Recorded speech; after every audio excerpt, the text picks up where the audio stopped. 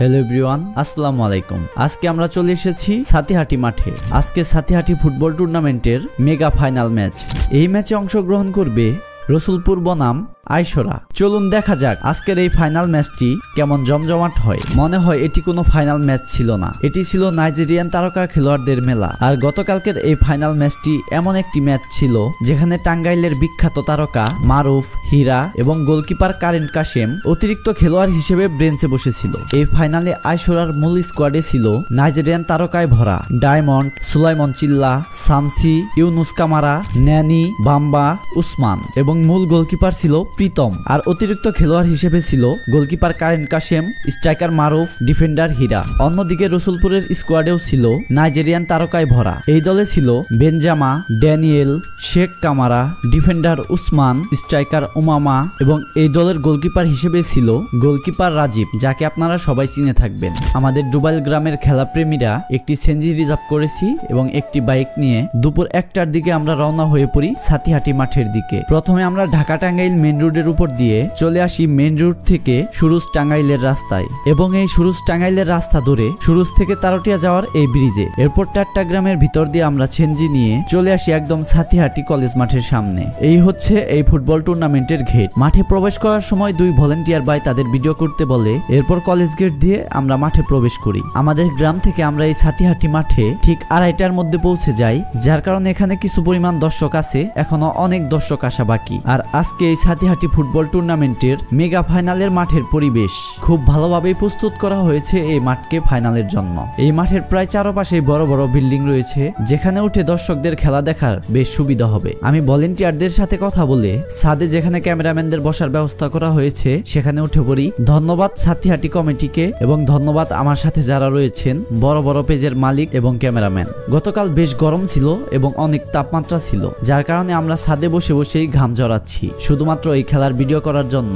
এরপর এই ফাইনাল ম্যাচের প্রধান অতিথি আসে এবং তাকে বরণ করা হয়। কিছুক্ষণ পরই প্রকাশ করা হয় এই ফাইনাল ম্যাচের প্রধান পুরস্কার নগদ 50,000 টাকা। রানার্স আপদের জন্য রয়েছে নগদ 20,000 টাকা। এরপরই মাঠে প্রবেশ করে এই ফাইনালের মূল আকর্ষণ নাইজেরিয়ান খেলোয়াড়গুলো। তারা এসেছে রসুলপুরের পক্ষ হতে। এইসব নাইজেরিয়ানরাই তারকা খেলোয়াড়, যাদের সবাইকে আপনারা প্রায় চিনেন। ধীরে ধীরে মাঠের চারপাশে দর্শক এসে ভরে গেছে এবং যে যার মতো সুবিধা মতো স্থানে জায়গা করে নিচ্ছে। অপর পাশে আইসরা টিমের খেলোয়াড়গুলো মাঠে নেমে পড়েছে, যারা সবুজ জার্সি পরে রয়েছে। এখানেও 7 জন নাইজেরিয়ান খেলোয়াড় আছে, যাদের সবাইকে আপনারা চিনেন এবং গ্রে কালার জার্সি পরে রয়েছে অতিরিক্ত খেলোয়াড় মারুফ এবং হীরা, সাথে রয়েছে গোলকিপার কাশেম। দুই দলই মাঠে প্রবেশ করার পর তাদের এক্সারসাইজ করা শেষ হলে বেলুন উড়িয়ে খেলার উদ্বোধন করা হয়। এরপরই শুরু হয় সাতিহাটির কাঙ্ক্ষিত ফাইনাল ম্যাচ। শুরুতে দুই দলের নাইজেরিয়ান খেলোয়াড়দের খেলা দেখে দর্শক বেশ আনন্দই পাচ্ছিল। তারা বেশ উত্তেজনা নিয়ে খেলা দেখছিল।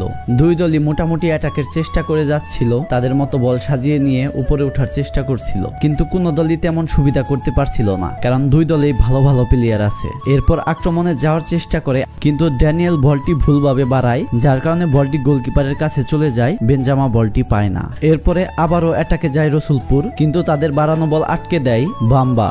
এরপরে সেই বল নিয়ে কাউন্টারে অ্যাটাকের চেষ্টা করে আইসরা টিম। এক পাশ দিয়ে ইউনুস কামারা ঢোকার চেষ্টা করছিল, কিন্তু সে স্পেস পায় না। বলটি ব্যাক পাসে দিলে সেখান থেকে বল বাড়ানো হয়, কিন্তু আইসরার কোনো প্লেয়ার বলটি পায় না। এরপরে রসুলপুরের ডিফেন্ডার উসমান একটি সুন্দর বল বাড়িয়ে দেয়। সেখান থেকে 21 নম্বর প্লেয়ারের ক্রসে একটা গোলের সুযোগ ছিল, কিন্তু সেই বলটি আটকে দেয় ডিফেন্ডার ডায়মন্ড। এরপর হঠাৎ নিচ থেকে উসমান সুলাইমন চিল্লার সামনে দিয়ে ভালো একটি বল পাস করে এবং সেই পাস থেকে কাউন্টার অ্যাটাকে যায়। এরপর উমামা বলটি বাড়িয়ে দেয় বেনজামাকে এবং 10 নম্বর জার্সি পরিহিত বেনজামা এক কর্নার নিয়ে দ্রুত গতিতে বল নিয়ে ছুটে সেখান থেকে অসাধারণ একটি ক্রস করে। অপর পাশে লাফিয়ে উঠে শেখ কামারা সুন্দর একটি অ্যাসিস্ট করে এবং বাইসাইকেল শটে উমামা দুর্দান্ত একটি গোল করে, যে গোলটি গোলকিপার প্রীতম বুঝতেই পারল না।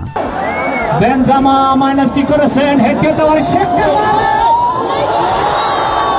গোল করার পর এই নাইজেরিয়ানদের সেলিব্রেশনটাও ছিল দেখার মতো। খুব সুন্দরভাবে তারা নাচছিল এবং এই পর্যায়ে খেলার ফলাফল দাঁড়ায় রসুলপুর 1, আইসরা 0। এরপরে অ্যাটাকে যায় আইসরা। সুলাইমন চিল্লা পাস করে মাঝমাঠের শামসিকে এবং মাঝমাঠ থেকে শামসি সুন্দর একটি বল বাড়িয়ে দেয়, কিন্তু সুলাইমন চিল্লা ডিফেন্ডারের কাছে হেরে যায় এবং বলটি পায় না। এরপর বেনজামা প্রায় মাঝমাঠ থেকে বল নিয়ে ছুটে এবং বল কাটিয়ে ডায়মন্ডকে বোকা বানিয়ে সে একদম মনে হয় গোলবারে ঢুকে পড়েছিল, কিন্তু শেষে বাম্বা তাকে আটকে দেয় এবং বল চলে চলে যায় গোলকিপারের হাতে। একটুর জন্য দ্বিতীয় গোল করতে পারলো না বেনজামা। এরপরে ডি বক্সের বাহির থেকে শট করে শেখ কামারা, কিন্তু শটটি ছিল বারের একটু বাহির দিয়ে। এরপরে সুলাইমান চিল্লাকে ফাউল করে শেখ কামারা। এই ফাউলে ফ্রি কিক পায় আইশরা। শামসির শট করা এই ফ্রি কিকে প্রথমে হেড বাজায় বাম্বা এবং সেখান থেকে সুন্দর একটি হেড বাজায় সুলাইমান চিল্লা, কিন্তু গোলকিপার রাজীব দুর্দান্তভাবে বলটি আটকিয়ে দেয়। গোল খাওয়ার পর বেশ ভালোই অ্যাটাক করছে আইশরা, কিন্তু কোনো ফলাফল আনতে পারছে না। এরপর সেম একই কর্নার দিয়ে বল নিয়ে ঢোকার চেষ্টা করে সুলাইমান চিল্লা, কিন্তু সেই একই জায়গায় সুলাইমান চিল্লাকে ফাউল করা হয়। Yunus Camara free kick shot নিলেও শটটি সে বাজিয়ে করে,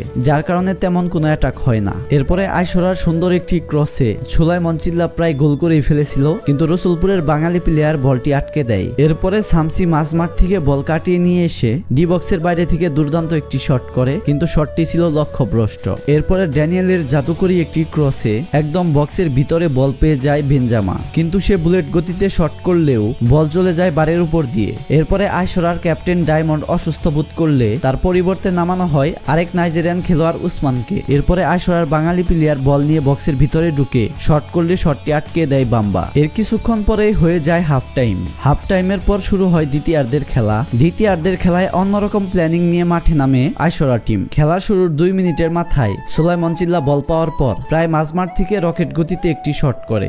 শটটিও ছিল একদম দুর্দান্ত, কিন্তু একটুর জন্য বারের উপর দিয়ে চলে যায়। শটটি দেখে দর্শক অনেক মজা পেয়েছে। এরপর শামসি বল বাড়ায় ইউনুস কামারার দিকে এবং ইউনুস কামারার ক্রসে বাইসাইকেল শট করে গোল করার চেষ্টা করে সুলাইমান চিল্লা, কিন্তু শটটি লাগাতে পারে না, যার কারণে আরেকটি গোল মিস হয়। এরপর আবার একটি কর্নার থেকে একটি হেডের সুযোগ মিস করে সুলাইমান চিল্লা। এর কিছুক্ষণ পর আরেকটি ক্রস থেকে হেড মিস করে ইউনুস কামারা, কিন্তু শট পেয়ে যায় বাম্বা, কিন্তু বাম্বার এই বুলেট গতির শট একটুর জন্য বারের উপর দিয়ে চলে যায়। তাদের যেন আজকে শুধু আফসোস আর আফসোস।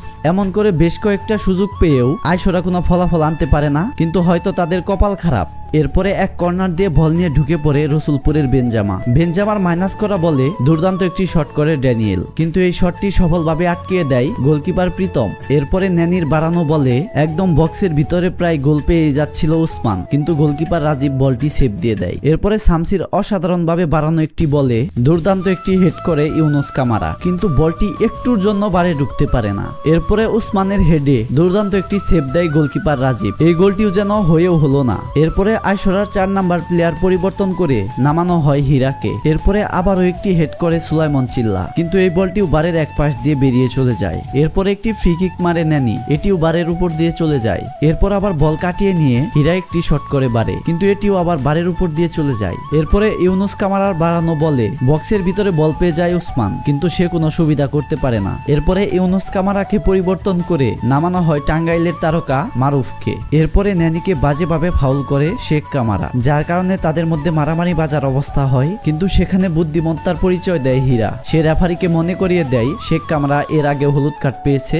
এবং এখন একটা পেয়েছে, তাই 2 হলুদ কার্ডে লাল কার্ড হয় এবং অবশেষে লাল কার্ড পেয়ে যায় শেখ কামারা। এরপরে আবারও খেলা শুরু হলে হীরার ক্রস থেকে উসমান একটি বল বানিয়ে দেয় মারুফকে এবং বক্সের ভিতর থেকে মারুফ দুর্দান্ত একটি শট করে, কিন্তু এটিও বাহির দিয়ে চলে যায়। এর 1 মিনিট পরই খেলা শেষ হয়ে যায় এবং 1-0 গোলে উইন হয় রসুলপুর। তবে আজকের খেলা দেখে একটা কথাই বুঝলাম, যদি কপাল খারাপ থাকে তাহলে যত চেষ্টাই করো না কেন জেতা যায় না। খেলা শেষে এই হলো সাথিহাটি মাঠে দর্শকদের অবস্থা। তো ভিডিওটি কেমন লাগলো? যদি ভালো লেগে থাকে অবশ্যই লাইক, কমেন্ট এবং শেয়ার করবেন। ধন্যবাদ।